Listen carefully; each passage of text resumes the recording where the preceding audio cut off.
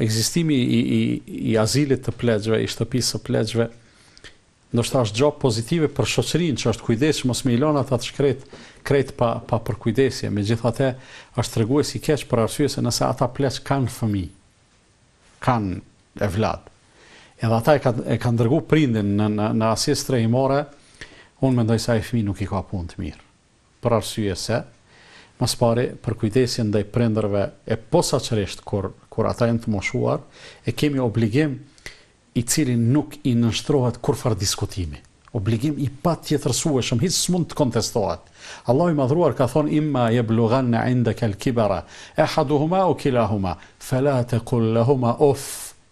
Nëse ndonjëri prej tyre ose të dytë e arrin pleqërinë tek ti, atëherë çka? Dëgjoj, kujdesu për ta? Jo.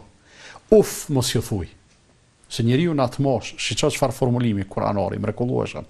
Njeriu në atë moshë mund të bëhet i mërzitshëm. Po e zon. Plaku s'ndëgjon mirë. Tash nuk ka nevojë ti të nervozohesh pse ai nuk po dëgjon. Ose nuk e kupton një gjë, kanë ndryshuar rrethanat prej kohës kur ata kanë qenë të ri. Edhe kanë ndryshuar do standarde deri në kohën tonë për shembull. Nuk ka nevojë ne të shprehim mllef duke thënë uf, bab, non, ti s'po ndigjon. Kjo është rreptësisht e ndaluar. Nëse një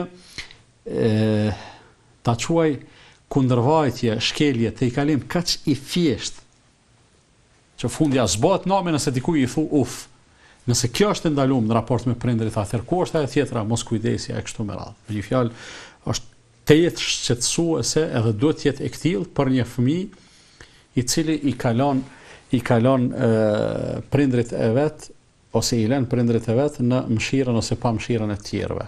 Gjithsesi ata nuk do të vdesin se kujdeset shoqëria, ka njerëz të mirë, do të thotë që mendojnë për këto punë, mirë, po ku është halli i këtij djarit i cili nuk e ka përmbush obligimin e vet ndaj prindërve.